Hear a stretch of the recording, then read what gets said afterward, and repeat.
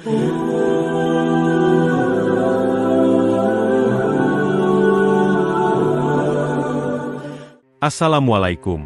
warahmatullahi wabarakatuh. Sahabat Mumtana, sebelum menyimak kisah selengkapnya, saya sarankan untuk menulis sholawat kepada Nabi di kolom komentar. Semoga sholawat kita menjadi penolong kita kelak di padang mahsyar. Kami doakan semoga kalian mendapatkan rezeki yang barokah dan diberi kemudahan oleh Allah Subhanahu wa Ta'ala dalam menjalani kehidupan sehari-hari. Di tengah hiruk-pikuk Jakarta yang tak pernah berhenti, Komandan Dwi, seorang polisi berwibawa, dikenal karena ketegasan dan kedisiplinannya. Selama bertahun-tahun, ia memimpin berbagai operasi dengan penuh keyakinan, tanpa ragu untuk menegakkan aturan. Namun, sebuah keputusan besar yang diambilnya pada suatu pagi akan mengubah seluruh arah hidupnya. Hari itu, Komandan Dwi memimpin operasi penggusuran bangunan ilegal di sebuah kawasan yang telah lama menjadi tempat tinggal warga miskin. Salah satu bangunan yang terancam adalah sebuah mushola yang sudah berusia puluhan tahun dan menjadi tempat ibadah bagi banyak warga sekitar. Meskipun mushola tersebut memiliki nilai emosional yang besar bagi warga, tanahnya dianggap ilegal karena berada di atas tanah negara. Misi ini bukan hanya untuk menertibkan bangunan-bangunan, tetapi juga untuk menegakkan hukum. Komandan Dwi, dengan keyakinan bahwa ia hanya menjalankan tugas negara, memerintahkan penghancuran mushola tersebut. Warga yang tinggal di kawasan itu sudah lama menantikan kepastian, tetapi mereka tidak siap menghadapi kenyataan pahit ini. Tanpa disadari, keputusan ini membuka pintu bagi sebuah konsekuensi yang lebih besar. Begitu mushola itu dihancurkan, Komandan Dwi tidak tahu bahwa ia akan menghadapi akibat yang jauh lebih berat daripada sekadar pekerjaan polisi. Saat penyesalan datang, sudah terlambat untuk kembali. Bisakah ia menebus kesalahannya? Pagi itu, langit di kawasan pinggiran Jakarta terlihat mendung, seolah mencerminkan suasana hati warga yang tinggal di kawasan kumuh tersebut. Mereka sudah lama mendengar kabar bahwa hari ini adalah hari penggusuran yang telah diumumkan sebelumnya. Warga yang tinggal di sana, yang telah bertahun-tahun menempati rumah-rumah mereka, merasa cemas dan resah, tidak tahu harus berbuat apa. Banyak dari mereka yang menganggap rumah itu adalah tempat tinggal terakhir mereka, dan kini mereka harus merelakan semuanya dihancurkan. Komandan Dwi, yang biasanya dikenal dengan ketegasan dan kebijakan yang tak kenal ampun, memimpin langsung operasi penggusuran itu.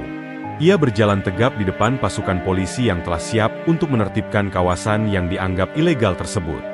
Dengan suara tegas, ia memberikan perintah kepada anak buahnya untuk segera memulai proses pembongkaran. Namun, suasana menjadi semakin tegang ketika mereka sampai di lokasi mushola yang menjadi tempat ibadah bagi warga. Ustaz Wira, sang pemimpin mushola, dengan wajah penuh keteguhan berdiri di depan mushola dan menolak untuk menyerah begitu saja. Ini tempat ibadah. Kami tidak akan membiarkan tempat ini dihancurkan tanpa alasan yang jelas, ujarnya dengan suara penuh keyakinan. Warga sekitar yang telah berkumpul di sekitar lokasi juga ikut menentang keputusan tersebut, namun Komandan Dwi tetap pada pendiriannya. Ia tidak akan mundur. Ketegangan memuncak saat Komandan Dwi akhirnya memerintahkan untuk menghancurkan mushola tersebut. Suasana menjadi sangat mencekam, dan meskipun Komandan Dwi merasa bahwa ia hanya menjalankan tugas, dalam hatinya mulai timbul rasa gelisah yang tak terungkapkan. Kini, mushola yang telah menjadi bagian dari kehidupan warga itu perlahan hancur di depan mata mereka, meninggalkan jejak luka yang mendalam di hati mereka. Ketegangan semakin memuncak ketika Ustaz Wira, dengan mata penuh amarah dan keteguhan, menentang perintah yang diberikan Komandan Dwi. Ini adalah rumah Allah, tempat suci yang tak bisa dihancurkan dengan seenaknya, ujar Ustaz Wira, suaranya bergetar namun penuh keyakinan. Namun, Komandan Dwi, yang tidak dapat menerima penolakan, justru semakin kehilangan kendali. Dengan wajah dingin, ia memerintahkan anak buahnya untuk terus maju dan tidak menunda perintah tersebut. Ketika Ustaz Wira tetap berdiri di depan pintu mushola, menahan para polisi agar tidak melanjutkan penghancuran, Komandan Dwi dengan cepat menghampirinya. Dalam ketegangan yang memuncak, dengan gerakan yang hampir tak terduga, ia melayangkan tamparan keras ke wajah Ustaz Wira. Tindakannya yang kasar itu membuat suasana semakin tegang, memecah keheningan pagi itu. Warga yang menyaksikan kejadian tersebut terdiam, beberapa menangis, sementara lainnya hanya bisa melihat dengan rasa tak percaya. Mushola yang seharusnya menjadi tempat perlindungan dan ketenangan bagi banyak orang kini dihancurkan tanpa rasa ampun. Teriakan dan tangisan warga menggema di udara. Mereka tidak pernah menyangka bahwa tempat ibadah mereka akan dihancurkan dengan cara seperti ini, apalagi oleh seorang yang mereka anggap sebagai penjaga hukum. Komandan Dwi berdiri tegak, namun dalam hatinya, ia merasa sebuah rasa tidak nyaman yang mulai tumbuh. Saat mushola itu hancur, meninggalkan tumpukan reruntuhan yang menyesakan hati, tidak ada yang tahu bahwa itu adalah awal dari sebuah kisah yang jauh lebih kelam. Rasa penyesalan yang mendalam baru akan datang setelah semuanya terlambat. Dengan langkah berat, Komandan Dwi meninggalkan lokasi itu. Namun di dalam dirinya, sebuah pertanyaan besar mulai mengganggu pikirannya. Apakah tindakan ini benar? Apakah harga yang harus dibayar begitu mahal? Ia merasa seolah-olah telah menginjakan kaki pada sebuah jalan yang tak bisa ia blokkan lagi. Beberapa hari setelah penggusuran itu, suasana di kawasan yang dulunya ramai kini terasa hampa. Warga yang kehilangan rumah dan mushola mereka masih terperangkap dalam kesedihan yang mendalam. Mushola yang dihancurkan meninggalkan luka emosional yang tak bisa sembuh begitu saja. Ustaz Wira, yang kini dirawat di rumah anaknya, hanya bisa terdiam. Ia merasa hancur. Bukan hanya karena mushola yang hilang, tetapi juga karena rasa sakit yang mendalam akibat perlakuan yang ia terima. Sementara itu, Komandan Dwi yang semula tidak merasa bersalah, mulai merasakan ketidaknyamanan yang semakin meningkat. Ia masih percaya bahwa tindakannya adalah demi kepentingan umum, namun sebuah perasaan aneh mulai menguasai pikirannya. Keanehan-keanehan mulai terjadi, dimulai dengan Bribtu Andi, salah seorang anggota tim penggusuran. Pada suatu malam, ia terbangun mendengar suara azan yang samar. Meskipun saat itu ia berada jauh dari masjid atau mushola. Suara itu terdengar jelas, seolah datang dari dalam kegelapan malam yang sunyi.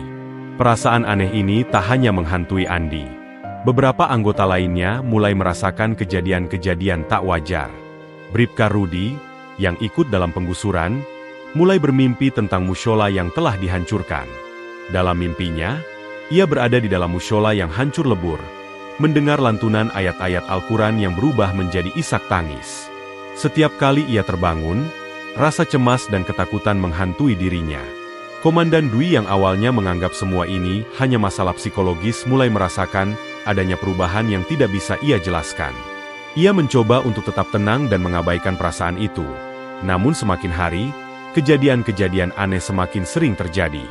Suara azan yang terdengar pada tengah malam, penampakan sosok-sosok misterius, hingga rasa takut yang menghinggapi warga sekitar, semua ini membangun sebuah ketegangan yang tak terelakkan. Seiring berjalannya waktu, semakin banyak laporan yang datang, dan keanehan-keanehan ini semakin memperburuk keadaan. Warga mulai merasa bahwa ada sesuatu yang tidak beres, seolah kutukan telah bangkit dari dalam reruntuhan mushola yang mereka anggap sebagai tempat suci. Namun, apakah ini hanya kebetulan, atau ada kekuatan yang lebih besar yang tengah mengintai mereka semua? Keanehan-keanehan yang terus terjadi semakin mengganggu ketenangan Komandan Dwi dan tim penggusuran. Bribka Rudi, yang awalnya menganggap kejadian aneh sebagai hal yang biasa, kini mulai merasa ketakutan yang mendalam. Setiap malam, ia terbangun dengan mimpi yang sama, berada di dalam mushola yang telah hancur, dikelilingi oleh tembok yang retak dan debu yang memenuhi udara. Dalam mimpinya, ia mendengar lantunan ayat-ayat Al-Quran yang berubah menjadi isakan tangis yang memilukan. Suara itu terasa begitu nyata, seolah datang dari dalam hatinya. Ia bangun dengan perasaan gelisah, seakan-akan suara itu masih terus menggema dalam benaknya. Pada saat yang sama, Bribtu Andi, yang sebelumnya mendengar suara azan samar, mulai merasakan kehadiran yang tidak terlihat di sekitar tempat tinggalnya. Setiap malam, ia merasa ada yang mengawasinya. Suara langkah kaki yang berat terdengar di lorong-lorong kosong rumahnya.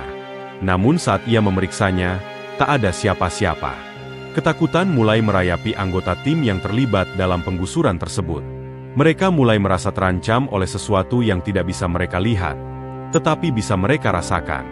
Komandan Dwi, yang sebelumnya mencoba mengabaikan semua kejadian ini, mulai merasakan tekanan yang berat. Ia merasa ada sesuatu yang salah. Namun ia berusaha meyakinkan dirinya bahwa ini hanya ilusi atau halusinasi akibat stres. Namun, saat laporan-laporan aneh semakin banyak, ia tidak bisa lagi mengabaikannya. Warga sekitar juga melaporkan penampakan sosok misterius di dekat lokasi mushola yang hancur. Beberapa mengaku melihat bayangan bergerak di antara reruntuhan, sementara yang lain mendengar suara azan yang terdengar jelas pada tengah malam, meskipun tidak ada sumber suara yang terlihat. Semakin banyak orang yang mulai merasa dihantui oleh sosok tak kasat mata. Mereka mulai menyebutnya sebagai kutukan mushola, dan rasa takut menyelimuti setiap sudut kawasan tersebut. Komandan Dwi semakin gelisah, namun ia merasa terperangkap dalam sebuah situasi yang tak bisa ia kendalikan. Semakin ia berusaha untuk menjauhkan dirinya dari perasaan aneh itu, semakin ia merasa bahwa kutukan tersebut mulai menguasai dirinya. Bagaimanapun juga, perasaan ini semakin kuat, seolah ada sesuatu yang memanggilnya untuk menghadapinya. Setelah seminggu berlalu, ketegangan yang dirasakan oleh Komandan Dwi semakin tak tertahankan. Suara azan yang terdengar setiap malam semakin mengganggu ketenangannya, menggema dalam kesunyian malam yang pekat. Pada malam yang gelap itu, ia merasa seolah-olah suara tersebut datang dari dalam dirinya, memanggilnya untuk menghadapi sesuatu yang lebih besar dari sekadar tanggung jawab sebagai seorang polisi. Suara itu seolah mengingatkannya pada apa yang telah ia lakukan. Penghancuran mushola yang tidak hanya merusak bangunan, tetapi juga menghancurkan harapan dan kepercayaan banyak orang. Merasa tidak dapat lagi mengabaikan perasaan yang terus menghantuinya, Komandan Dwi memutuskan untuk kembali ke lokasi penggusuran. Ketika ia tiba di sana, tanah yang dulunya dihiasi dengan tempat ibadah itu terasa berbeda. Tanah itu seolah berbicara, dengan bau kemenyan yang samar melayang di udara. Suara azan yang terus menggema membuatnya semakin merasa terperangkap dalam sebuah kutukan yang tak bisa ia jelaskan.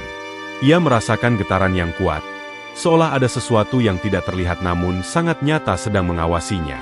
Tiba-tiba, di tengah keheningan malam, seorang anak kecil muncul di hadapannya. Wajahnya pucat, seolah-olah tidak berasal dari dunia yang sama. Dengan suara yang dalam dan penuh kutukan, anak itu berbicara, "Sudah hancur, Pak, tapi belum selesai." Kata-kata tersebut mengiris hati Komandan Dwi, dan ia merasa seolah-olah sebuah beban berat jatuh di pundaknya. Rasa takut dan penyesalan yang mendalam mulai menguasainya. Ia sadar bahwa apa yang telah ia lakukan adalah sebuah kesalahan besar, dan sekarang ia harus memperbaikinya. Keesokan harinya, sebuah kabar datang yang mengguncang Komandan Dwi. Penggusuran yang ia pimpin akhirnya dibatalkan. Mushola yang telah dihancurkan itu, bersama dengan rumah-rumah warga, akan dibangun kembali. Meskipun penggusuran dibatalkan, hati Komandan Dwi tetap tidak tenang. Ia merasa dihantui oleh penyesalan yang mendalam. Ia merasa tidak lagi pantas memimpin, dan dengan hati penuh rasa bersalah, ia mengundurkan diri dari jabatannya. Waktu berlalu, dan tempat yang dulunya hancur itu mulai dibangun kembali dengan ketulusan hati oleh warga. Meskipun tidak semuanya dapat kembali seperti semula, Komandan Dwi belajar bahwa keadilan tidak selalu datang dari keputusan yang sempurna, tetapi dari usaha tulus untuk memperbaiki kesalahan yang telah dibuat. Meski ia tak bisa mengubah masa lalu, ia menyadari bahwa penebusan dimulai dari pengakuan atas kesalahan dan usaha untuk memperbaikinya.